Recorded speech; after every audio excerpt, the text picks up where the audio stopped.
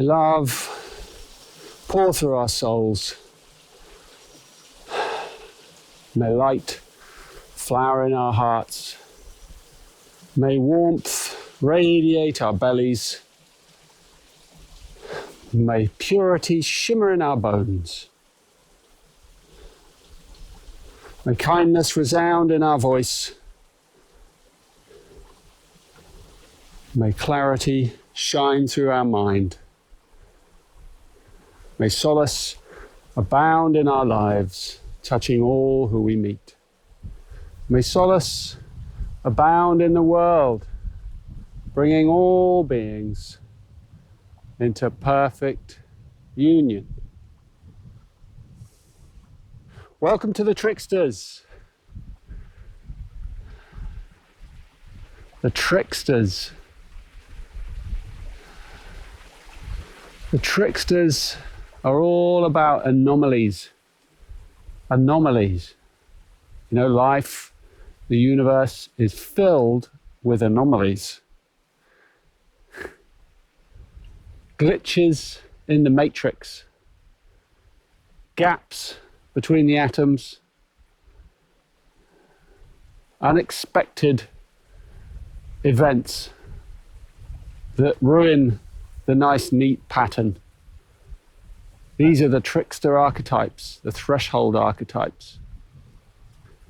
And they're a blessing in disguise. They are disguisers. You know, the trickster is the shapeshifter. The trickster moves from one shape to another shape to another shape. And it is an impulse of the divine that disguises itself, makes itself invisible in order to create some provocation, in order that some part of life can awaken. So blessings in disguise, the tricksters. And when you start to work with the tricksters, you need to be prepared for the unexpected. You need to steel yourself and soften yourself to be prepared for anything to happen. What tricksters do is they bring the potential for paradigm shifts. They bring the potential for humiliation, for embarrassment, for, to bring us down to earth, to connect us with our roots. They are the agents of karma.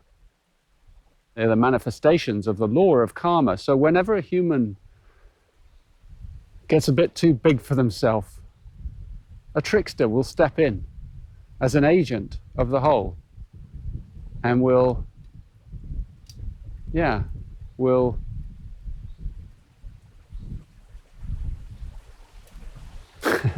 create an event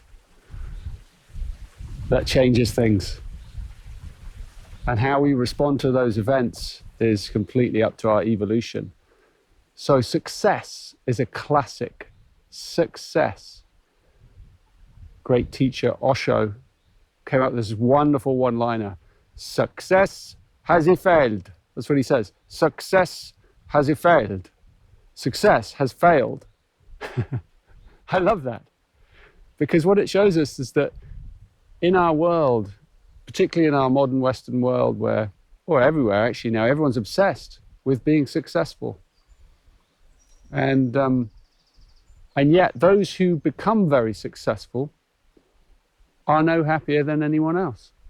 In fact, they're often more miserable because they made their lives more complicated and it hasn't brought them the peace of mind that they were hoping it would, or the freedom that they were hoping it would, because freedom isn't on the outside.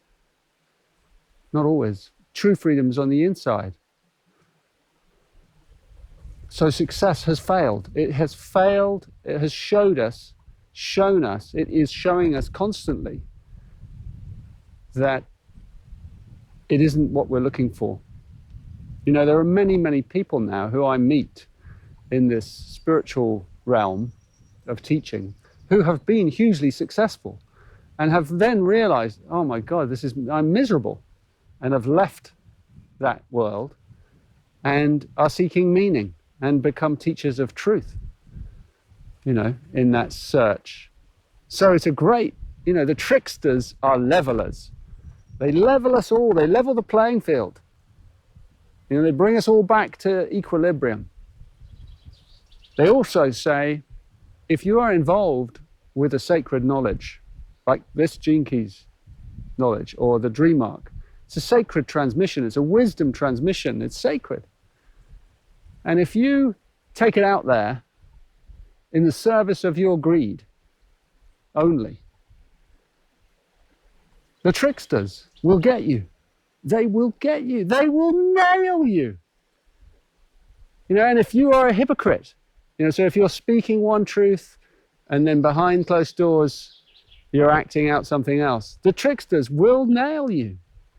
There are many people who, again, like I count myself among them, in fact, you know, because there's times in my life where I have been a hypocrite. I have carried this teaching and then I have received big slap, you know, once many years ago, a big public slap, a humiliation where I had to come clean and, you know, I'd had an affair and, you know, it was a mess. You know, I had to let it all go. It's like I got to that place where the trickster energy stepped in, said, right, you know, you're not living this.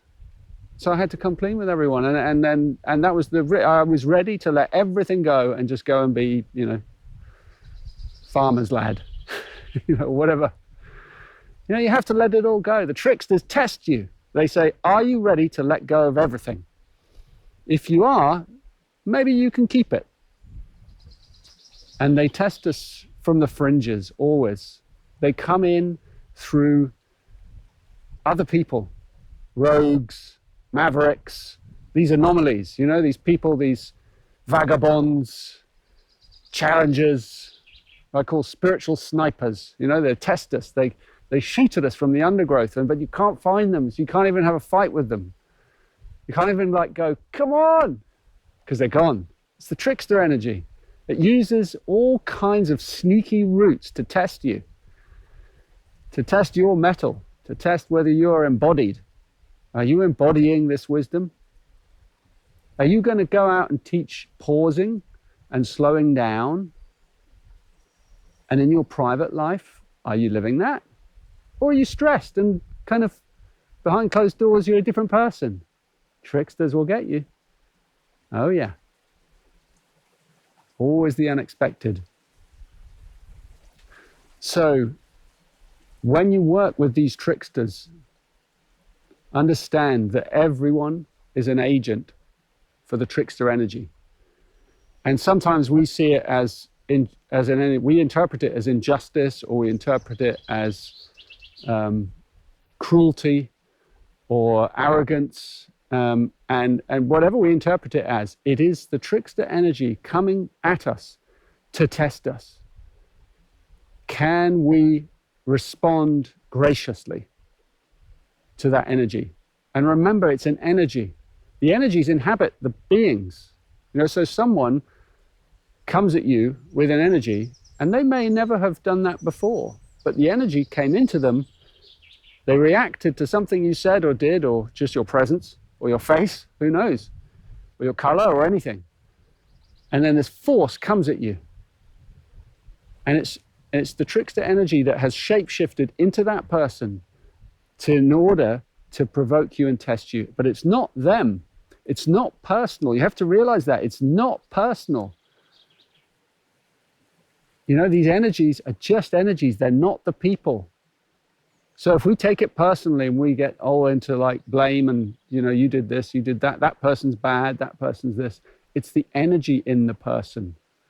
It's the trauma of the whole in some way moving through them. Really important distinction, because that's this distinction that makes the difference between blame and compassion. It's just the energy.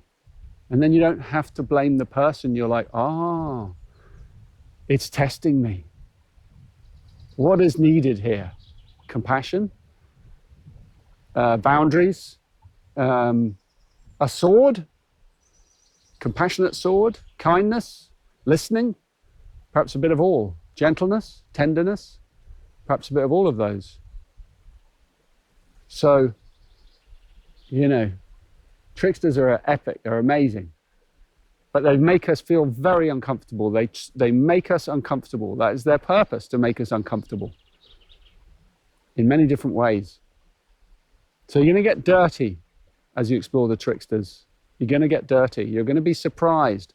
There are, we hold thoughts and ideas and opinions that we've taken on, and the trickster will come at you from the side and will show you the places where you're stuck, where you still have dogma inside your brain. And it will give you the opportunity to free that up. And the trickster creatures, their gift is to show you a new way of interpreting that energy. So they're powerful in that way. Let's take 3 examples from the tricksters. Let's take one from each of the realms. Let's take the Merlin from the bird realm, one of my favorites, obviously, because I'm a bit of a wizard. The Merlin is this little hawk, very, very fast. Its nickname is the pigeon hawk, because the Merlin can fly in a flock of pigeons, and it can mimic those pigeons. It can mimic the flight of a pigeon and the look of a pigeon, so that in the middle of the flock, the pigeons don't actually know that a predator has crept right into the middle of them and is flying among them. That's how sneaky it is. And then when the time is right, it will attack. It will fall on one of them, and take it ruthlessly, and sometimes more than one. And before they even know what's happened or what's hit them, this trickster energies just come from nowhere. They're like, where the hell was that? I didn't see anything coming. I didn't feel anything. Because it disguises itself through its behavior. And we have to learn to be very adaptable. We have to learn, especially in this age, this epoch, this shifting epoch, we have to learn to be very bendy, very flexible, very open-minded. Like the youngsters, the new generations are really testing us. And they will continue to test us and challenge the ways we're doing things. And we need to listen to that. We really need to take that in and listen. Our attachment to gender roles, to specific ways in which things have been done in our society, all the taboos and things. The trickster will test and push all those things, sexuality. The trickster loves to test your relationship to sexuality, because there is a place where we have so much wounding and so much opinion and stuckness, and the trickster will come in and it will shake that all up, change the way you think about things if you allow it to, reshape your mind so that it opens and your heart begins to open and you're like, oh wow, I can drop that idea. Why shouldn't that person be with that person, or that style be in that style? Or the trickster is like, everything under the sun is allowed and is a part of the divine panoply of creation here to awaken us, even the deepest, darkest shadows. Those places of deep violence and cruelty and horror, even those can be interpreted as a means to help us come to deeper compassion and awakening and take compassionate action.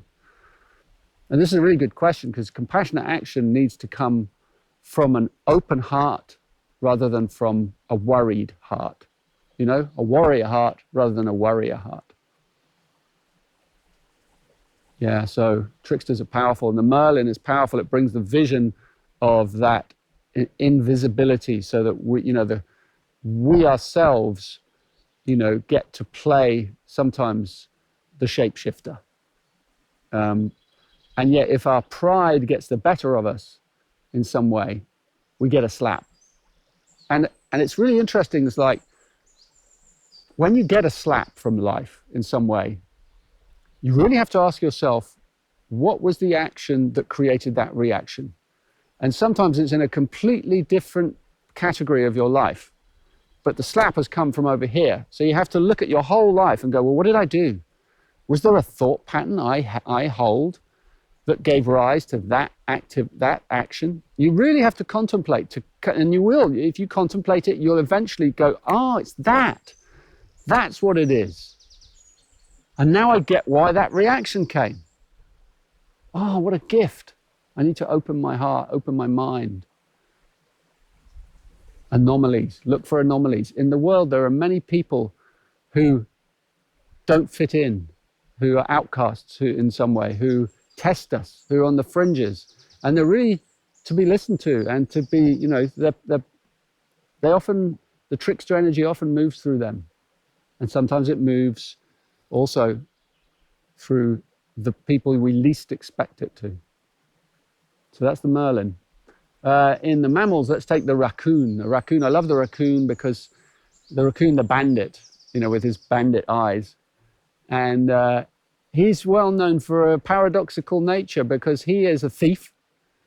He's not scared of humans at all. I say he. Forgive me for saying he. And he's not afraid of humans, and he comes among us and he steals from us. And yet, he is like Robin Hood because he steals from the rich and gives to the poor. So raccoons share equally all their food sources. The Native Americans noticed this, and they really saw, wow, it's a very rare thing in the animal kingdom for a creature, for a mammal, to share out all its food equally. You know, it's usually like the one, they eat it in an order, in a hierarchical order. But the raccoons, they have this specific generosity. So they're generous thieves. And so what they teach us, the raccoon teaches us is, you know, sometimes fate wants to steal one of our shadow patterns away from us, wants to pull the rug out from underneath us when we're not looking, in order that we can go through a transformational process and then a forgiveness, usually a self-forgiveness, a releasing of blame and judgment. And often this in our relationships, and, you know, when people behave in certain ways and we're like outraged or, you know, and yet it's this raccoon energy that just comes in, tests you, provokes you, and then runs off. But then they're doing it for the sake of the whole.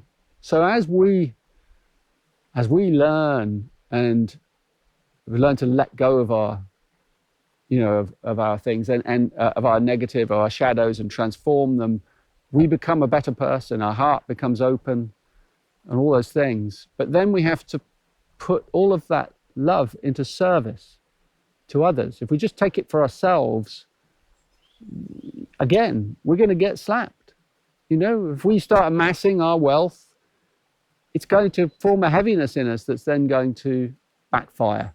We have to distribute it evenly. We have to be of service. So the raccoon teaches that blending of thievery and service together. I love that. And then let's take from the underworld, unexpected one, let's take the tortoise. You might not think of the tortoise as a trickster. It's the ultimate trickster. The one that you don't think is a trickster, you know is the king of the tricksters or the queen of the tricksters. She, let's call her she for balance. She, the tortoise, teaches us to slow down. Slow way down. You know, she teaches us, wow, what are you doing with your crazy lives? You know, running around, trying to save everything and everyone, or amass fortunes for yourselves, and you're missing the trick. You're missing this. This is the trick. The trick is this. Wow, what's at your feet? The beauty of life. The beauty of the contemplative way. To sip life slowly. This is what prosperity is. It isn't anything on the outside. When you get to your deathbed, none of that means anything. When you get to your deathbed, what means everything is your memory. The beautiful strings of glistening pearls of the perfect moments that you have lived. Like me sitting here in this heavenly wood with a bubbling stream, chatting to all of you. You know, and I may be dead and gone when you're watching this, but wow, this was a good moment. This was a good decision coming down here. I could have done it at home in my inside, but no, I wanted to come down and be in the elements. You know, I better be careful because, you know, there may be someone with a saw at the other end of this tree. We'll show him. So the tortoise is wonderful. It teaches us the essence of life and tricks us into receiving that essence, you know, by helping us slow down, reminding us just breathe, linger, hang out, do the things that really matter in life. You know, tricksters are wonderful. They're wonderful. The world is filled with trickster energy. It will keep pushing our buttons. It will keep stealing, you know, the rug away from underneath us, to test how humble we really are, how embodied we really are. So love the tricksters, embrace them, you know, embrace the tricksterness in yourself.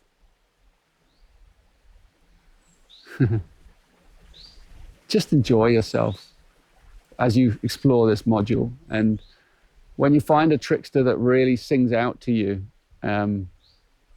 give yourself to it wholeheartedly. Give yourself to its teaching and let that teaching emerge from your life. And it will help you let go of something. You know, it will help you let go of something.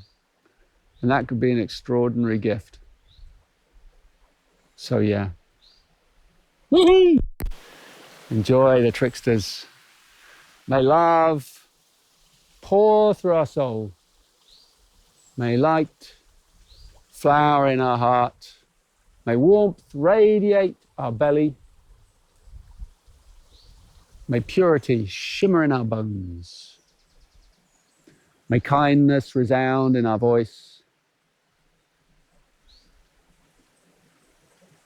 May clarity shine through our mind. May solace abound in our lives, touching all who we meet. May solace abound in the world, bringing all beings into perfect union.